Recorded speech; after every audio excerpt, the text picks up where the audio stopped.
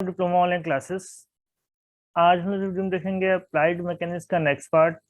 इससे पहले हम लोगों ने सेकेंड चैप्टर के और सारे पार्ट कर रखे हैं। अगर आपने उन्होंने देखा है तो डिस्क्रिप्शन खोलिए, डिस्क्रिप्शन में सारे पार्ट्स के लिंक आपको मिल जाएंगे। ठीक है, तो हम लोग देख रहे थे पिछले पार्ट में हम लोगों ने किया था कुछ न्यूमेरिकल और साथ साथ थियरी। थियरी में हम लोग पढ़ा था किस तरीके से हम लोग रिजॉल्व पार्ट को निकालेंगे। ठीक है, तो वो चीज़ हम लोगों ने सीखा था। आज हम लोग सीखेंगे कि किस तरीके से हम जब कोई बल इस तरीके से दिया हो और उसके जो कंपोनेंट हो वो अलग अलग एंगल पे काम कर रहे हो, 90 डिग्री पे काम ना करे, किसी और एंगल पे काम कर रहे हो, तो हम उन्हें कैसे फाइंड आउट करेंगे। मान लेते हैं अल्फा और बीटा पे ये वर्क कर रहे हैं, तो हम इसमें कैसे निकालेंगे। ठीक है, तो हमारा हेडिंग है किसी बल को किन्हीं दो दी हुई दिशाओं में वियोजित करना। इसके पहले हम लोगों ने पढ़ा था कि 90 डिग्री पे जब हो तब विजिट करना। ठीक है, यहाँ पे दोनों बलों के बीच में पी और क्यू के बीच का एंगल जो है कुछ भी हो सकता है बट 90 नहीं होगा। ठीक है, ये चीज़ हम लोग को ध्यान में रख के चलना है। तो फिगर को सबसे पहले हम लोग समझ लेते हैं फिगर में क्या बताया गया है। तो फिगर में हम लोग देखेंगे ओ। देखिए, अगर ये लेक्चर नहीं समझ में आपको आ रहा है तो पिछला वाला, जस्ट इसके पिछला वाला लेक्चर देखिए, आपको तो ये सारी चीजें समझ में आने लगेगी। ठीक है, तो पहले उसको कवर करिए, फिर आज वाले लेक्चर को देखेंगे, सब कुछ समझ में आएगा। देखिए, ओ पॉइंट से जो है एक बल लगता है जो कि क्या है, पी है, और ओ से बी तक जो बल लगता है वो क्या है, क्यू है। ठीक है, इन दोनों की वैल्यू फाइंड आउट करनी है। कब? जब आर हमें पता हो। रिजल्टेंट यहाँ पे हमें पहले से पता है, आर की वैल्यू पहले से ही पता है। ठीक है, जैसे कि इसमें समझना ये है कि कोई बल आर है। ठीक है, अब इसका जो है किसी एंगल पे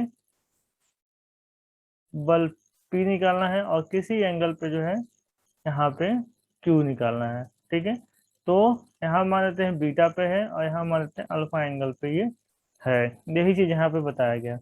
ये रिजल्टेंट से अल्फा बनाता है और क्यू जो है बीटा बनाता है। अब इसे हम लोग क्या करते हैं, समांतर चतुर्भुज बना लेते हैं, जैसा कि हम लोगों ने पहले भी यह काम किया हुआ है। ठीक है, तो समांतर चतुर्भुज बना लेंगे तो ये क्यू है तो ये भी क्या हो जाएगा, क्यू हो जाएगा, और ये पी है तो ये भी क्या हो जाएगा, पी हो जाएगा। ठीक है, अब एंगल की बात करते हैं, अगर ये बीटा है तो ये भी क्या हो जाएगा, बीटा हो जाएगा। ठीक है, अगर ट्रायंगल के अंदर दो एंगल अल्फा और बीटा हो गए तो तीसरा क्या हो जाएगा, 180 माइनस अल्फा प्लस बीटा हो जाएगा। ठीक है, और ये बाहर वाला क्या हो जाएगा, अल्फा प्लस बीटा हो जाएगा। इन दोनों का योग होता है ये। ठीक है, ये सारी चीजें हम लोग पिछले क्लासों में 9th-10th में पढ़ के आए हुए हैं, तो इसमें समस्या नहीं होनी चाहिए। अगर आपको ये चीज पढ़ने में समस्या है तो ट्रिग्नोमेट्री जा करके और जो है ज्योमेट्रिकल जो का पोर्शन था रेखागणित का, उसे आप लोग रिवीजन कर लिए, ताकि जो है ये सारी चीजें आपको कंफ्यूजन ना करें यहाँ पे। ठीक है, क्योंकि ये चीजें बार बार ही आने वाली हैं। अप्लाइड मैकेनिक्स हो चाहे आगे हम लोग पढ़ेंगे सेकेंड ईयर थर्ड ईयर में। ठीक है, strength of material, theory of machine, ठीक है, हाइड्रोलिक्स, उन सारी चीजों में ये सारी समस्या आने वाली हैं, तो आप लोग पहले से क्लियर कर लीजिए। ठीक है, तो हम लोगों ने क्या समझा, अल्फा बीटा है तो बीटा यहाँ पर भी होगा। अगर ट्रायंगल सी ओ ए में अल्फा और बीटा मालूम है तो तीसरा angle 180 minus alpha plus beta होगा, तो उसका एक्सटर्नल का एंगल अल्फा प्लस बीटा होगा। ठीक है, जो जो चीज़ हमने बताया वही चीज़ यहाँ पे बताई गई है, और ये भी चीज़ हमने बता दिया। ठीक है, अब हम लोग क्या लगाएंगे, ट्रायंगल ओ ए सी में जया सूत्र यानी साइन फार्मूला लगाएंगे। साइन फार्मूला क्या होता है, कोई एक बल मान लीजिए पी लेते हैं तो बाई उसका एंगल, ठीक है, मान लेते हैं साइन अल्फा है। ठीक है, या फिर जो भी ए है तो ए लेंगे, बी है तो बी साइन बीटा, सी है तो सी और साइन गामा, मतलब कि फोर्स ऊपर रहेगा और एंगल उसका साइन के साथ नीचे होगा। ठीक है, यही साइन फॉर्मूला है, इसमें हम लोग अप्लाई करेंगे। अब देखिए, ओ ए लेते हैं, ओ ए मतलब क्या है, पी है, पी के साथ एंगल कितना बन रहा है, एंगल बन रहा है बीटा। ठीक है, क्या बन रहा है, एंगल बीटा बन रहा है। ठीक है, यहाँ देखेंगे ये अपोजिट वाला एंगल लेंगे तो यहाँ पे हो गया ओ ए बाई साइन बीटा, ए सी, ए और सी, मतलब ये एंगल कितना बना रहा है, ये एंगल बनाएगा हमारा अल्फा। ठीक है, मतलब कि क्यू वाला है इसका एडजस्ट अपोजिट अल्फा, तो AC बाई साइन अल्फा। और OC रिजल्टेंट है, ये क्या बनाएगा, एक्सटर्नल वाला, ठीक है, sine 180 minus alpha plus beta, ठीक है, इसके साथ ये एंगल बनेगा, ठीक है। तो जब एंगल डिसाइड हो जाएगा, जब ये चीज आप डिसाइड कर लेंगे तो कोई दिक्कत ही नहीं है। तो OA की वैल्यू रख देंगे P by sine beta, AC का Q बाई साइन अल्फा, और 180 साइन के साथ 180 होता है, क्या हो जाता है, साइन के साथ ये लिखा जाता है इसका, तो साइन अल्फा प्लस बीटा, ठीक है। तब यहाँ से ये चीज निकल करके आ जाएगी। आपको समस्या क्या हो सकती है, यहाँ पे समस्या ये हो सकती है कि एंगल कैसे ले रहे हैं, ठीक है, ये समस्या आपके साथ आ सकती है। जैसे देख लीजिए, इसके साथ इसका लेंगे, इसका साथ यहाँ पे इसका लेंगे, ठीक है, आर का जब आएगा तो हम लोग अंदर वाला एंगल लेंगे, ठीक है, एक बार इसको और एक बार यहाँ से, और एक बार तीनों एंगल हम लोग लेके से सॉल्व करेंगे, ठीक है। इस तरीके सिंपली यहाँ समझ सकते हैं इसे। बस आप एक से दो बार जब प्रैक्टिस करेंगे आप, तो ये सारी चीजें आ जाएंगी। और डेरिवेशन आप जो जरूर से करके जाएगी, या तो न्यूमेरिकल इस पे बेस आएगा, या तो फिर डेरिवेशन इसका आने वाला है, ठीक है। तो डेरिवेशन जरूर से करके जाइए, ठीक है। देखिए, पी लेंगे तो पी के साथ क्या करेंगे, आप बीटा ले लेंगे, क्यू लेंगे तो क्यू के साथ अल्फा ले लेंगे, आर ले लेंगे तो ये अंदर वाला एंगल ले लेंगे, ठीक है। चलिए तब आगे बढ़ते हैं हम लोग। अब देखिए, अब क्या करेंगे, एक बार इसके साथ इक्वल करेंगे, एक बार इसके साथ इक्वल करेंगे, जैसा कि हम लोग करते हुए आ रहे हैं। यहाँ स्पेस हमने छोड़ा था खुद से करके बताने के लिए, तो देख लेते हैं। तो हमें जैसा देखा, P by sine beta equal to Q by sine alpha equal to R by sine alpha plus beta आया हुआ था। अब इसके साथ इक्वल करेंगे तो क्या लिखेंगे, P by sine beta equal to R by sine alpha plus beta. यानी पी निकालना और क्या करेंगे, लिखेंगे R into sine beta by sine alpha plus beta, ठीक है। ठीक है, निकल के क्या आ गया हमारा, पी की वैल्यू। जब पी निकालना होगा तो इस फॉर्मूले पर रख देंगे, तो पी निकल जाएगा। और इसी प्रकार से क्या करेंगे, हम क्यू और आर को इक्वल कर लेंगे। क्या लिखेंगे, Q by sine alpha equal to R by sine alpha plus beta. तो क्यू इज इक्वल टू क्या हो जाएगा, R sine alpha by sine alpha plus beta. तो यहाँ से क्यू भी निकल जाएगा। जब क्यू की वैल्यू निकालना होगा तो इस फार्मूले में रख के निकाल लेंगे, यानी कि हमारे पास फार्मूला आ गया, ठीक है। यहाँ जब पी निकालने के लिए, यहाँ पे क्यू निकालने के लिए दो फार्मूले हम लोग के पास मिल गए। फार्मूला को याद करने का तरीका क्या है, देखिए, नीचे तो सेम चीज है, साइन अल्फा प्लस बीटा, यहाँ भी साइन अल्फा प्लस बीटा, और यहाँ पे आर भी है। तो यानी कि यहाँ पे जो है ये सारी चीजें इक्वल हैं दोनों, चाहे पी निकालना हो चाहे क्यू निकालना हो। अंतर क्या आ रहा है कि यहाँ बीटा है और यहाँ पे अल्फा है। तो ये किस तरीके से हम इसे याद रख सकते हैं, तो ध्यान दीजिए, कंफ्यूजन ना हो हमेशा ही। तो हम लोग याद कैसे रखेंगे, देखिए, जब पी है तब बीटा है, जब पी है तो एंगल क्या है, बीटा है। तो पी कैसे बनता है, पी ऐसे बनता है, तो एंगल क्या बन जाएगा, बीटा बन जाएगा, ठीक है। क्यू जब बनेगा तो क्यू कैसे बनता है, ऐसे बनता है, तो एंगल क्या बन जाएगा, अल्फा बन जाएगा। तो इस तरीके से अपने से ट्रिक याद करके आप इसे लिख सकते हैं। बाकी सारा चीज सेम रहेगा, आर साइन, बस एंगल नहीं लिखना है, बाकी sign alpha plus beta. Angle अगर पी निकालना है तो बीटा हो जाएगा, अगर क्यू निकालना है तो अल्फा हो जाएगा। बस सिंपल है इसे याद करना, ठीक है। तो इसे याद कर लेंगे क्योंकि इसका यूज हम लोग को न्यूमेरिकल में करना है। न्यूमेरिकल जब पोर्शन लोग सॉल्व करेंगे तो उसके अंदर इसका यूज आएगा। इस तरह हमने ट्रिक बताया जिस ट्रिक से आप इसे याद रख सकते हैं, ठीक है। गलती होने के चांसेस आपके कम हो जाएंगे। तो आगे बढ़ते हैं। देखिए, यही चीज यहाँ पे फार्मूला जो है, ये फार्मूला उन्होंने बताया कि आपको याद करना है, ठीक है। इसके बाद हम देखेंगे किसी बल के घटक बलों तथा विरोधी भाग में अंतर। देखिए कंपोनेंट्स और रिजॉल्व पार्ट में हम लोग क्या करेंगे, डिफरेंस देखेंगे। ये भी एग्जाम में पूछा जाता है अक्सर, ठीक है, एग्जाम के पॉइंट ऑफ व्यू से इंपॉर्टेंट है, तो हम लोग छोड़ेंगे नहीं, इसे भी हम लोग कंप्लीट करते हुए चलेंगे। ठीक है, स्टार्टिंग में हमने बता दिया था रिजॉल्व पार्ट, जब बलों को 90 डिग्री पर लंबवत रखा जाता हो। ठीक है, कंपोनेंट जब लंबवत ना रखा जाता, इनके बीच का एंगल कुछ भी हो सकता है, अल्फा बीटा। ठीक है, और ये हॉरिजॉन्टल में ही होगा, ये वर्टिकल में ही होगा, ये दो ही नहीं है कि हॉरिजॉन्टल वर्टिकल में ही हो। ठीक है, ये सारी चीजें हमने आपको पहले ही बता रखी है। आइए पढ़ते हैं यहाँ पे और भी क्या चीजें दी गई हैं। ठीक है, तो पहला टॉपिक दिया गया है कंपोनेंट में, किसी बल के घटक बल किन्हीं भी दो दिशाओं में हो सकते हैं। ठीक है, तो हमने पहले बताया किन्हीं भी दो डायरेक्शन में ये हो सकते हैं। ठीक है, किसी बल के घटक बल, ठीक है, किन्हीं भी दो दिशाओं में हो सकते हैं। और रिजॉल्व पार्ट में क्या बताया गया है, किसी बल के वियोजित भाग आपस में लंबवत दिशा में ही होते हैं, आपस में लंबवत दिशा में ही होते हैं। ठीक है, दो एक टॉपिक एकदम क्लियर हो गया। दूसरा देखिए, बल का घटक बल उस दिशा में अभिष्ट बल के पूर्ण प्रभाव को प्रकट नहीं करता।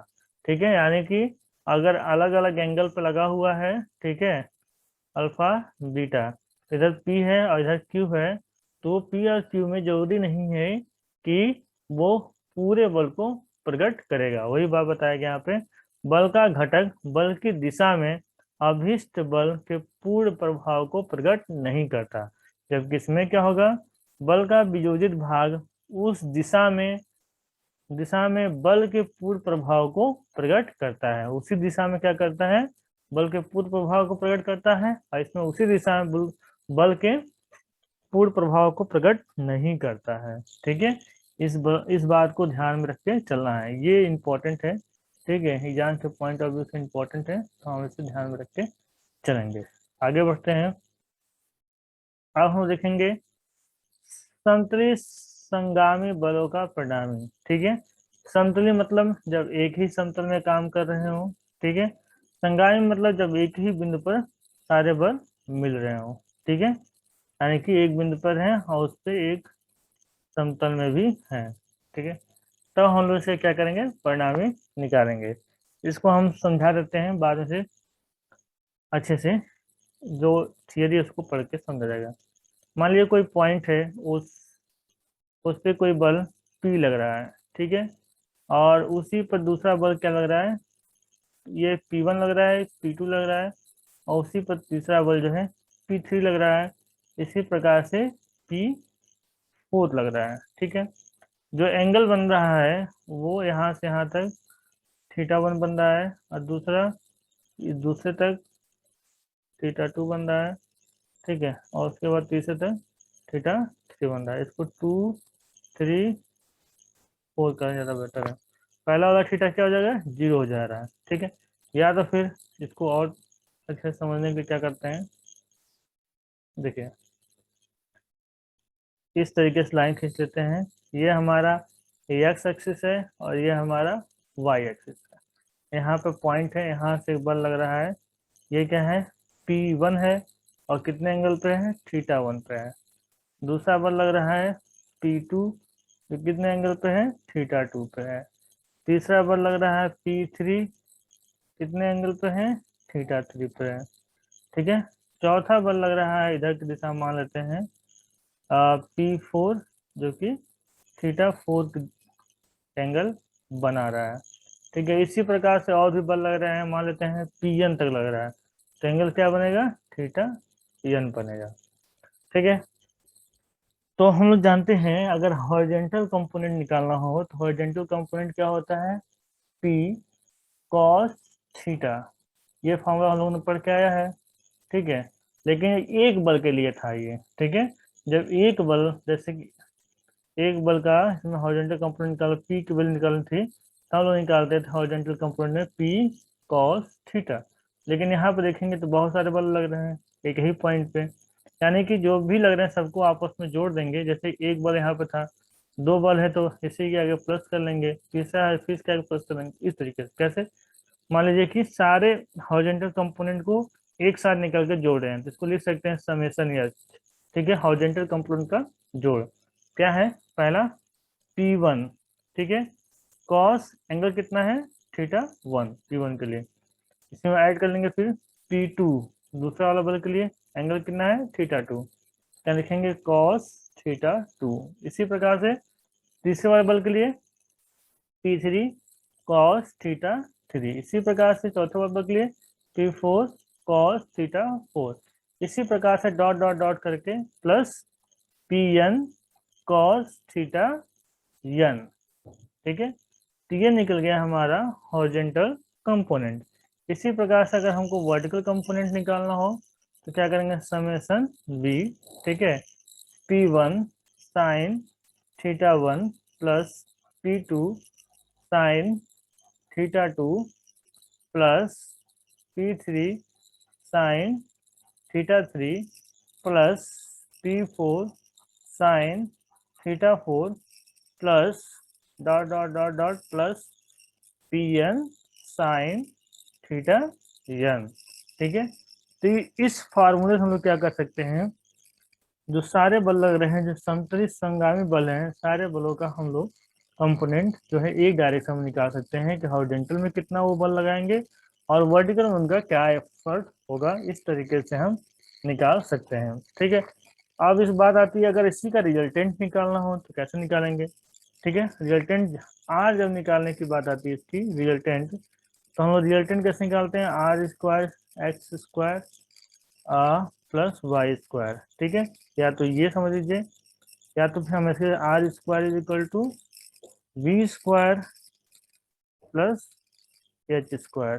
ठीक है, या तो फिर ऐसे लिखिए R square is equal to summation V summation H का स्क्वायर प्लस समेसन वी का स्क्वायर, या फिर ऐसे लिखिए R equal to under root H square plus V square. ठीक है, एक चीज याद आपको बता दें, समेसन वी लिखिए या फिर वी लिखिए कोई फर्क नहीं पड़ता, समेसन एच लिखिए या सिंपली एच लिखिए।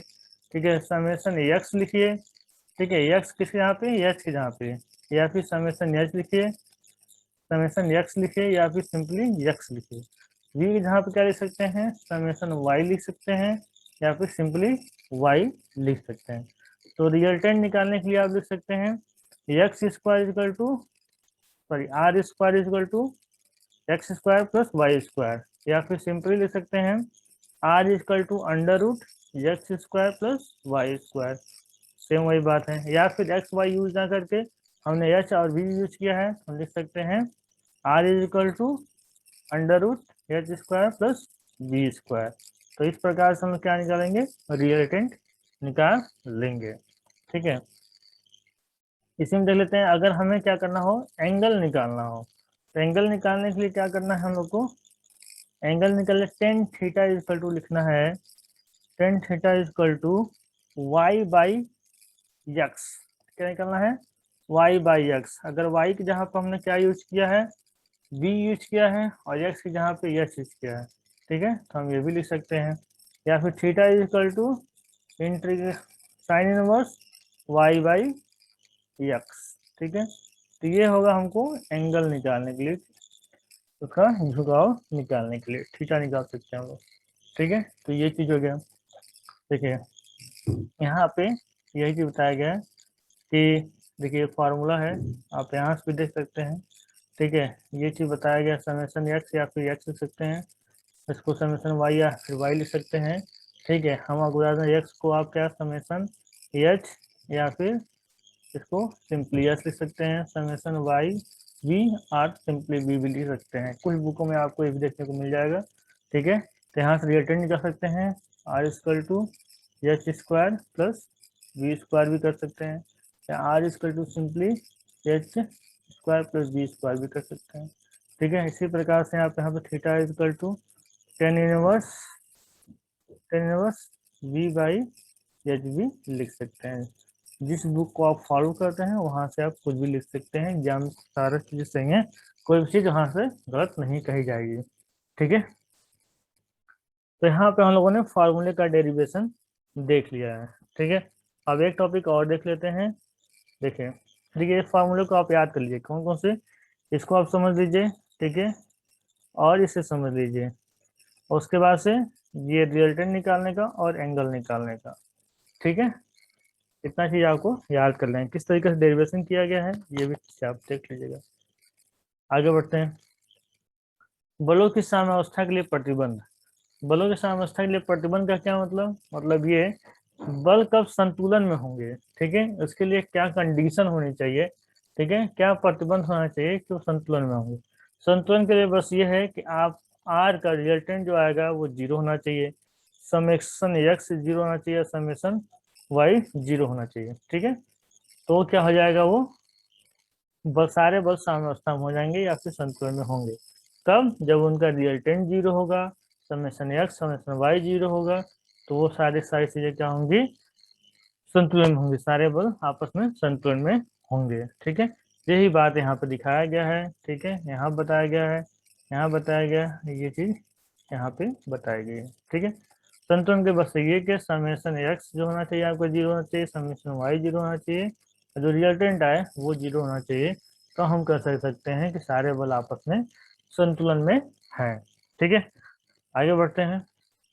देख किस तरीके से लिखना है आपको, यही सारी चीजें एग्जाम में लिख के चलाना है, कोई दिक्कत वाली बात नहीं है। ठीक है, बस आपको समझ में आना चाहिए कि क्या होने वाला। सिंपली अगर ये चीजें लिख करके आप उसे लिख करके एक्सप्लेन कर देंगे, तब पर भी वो चीज सही हो जाएगी।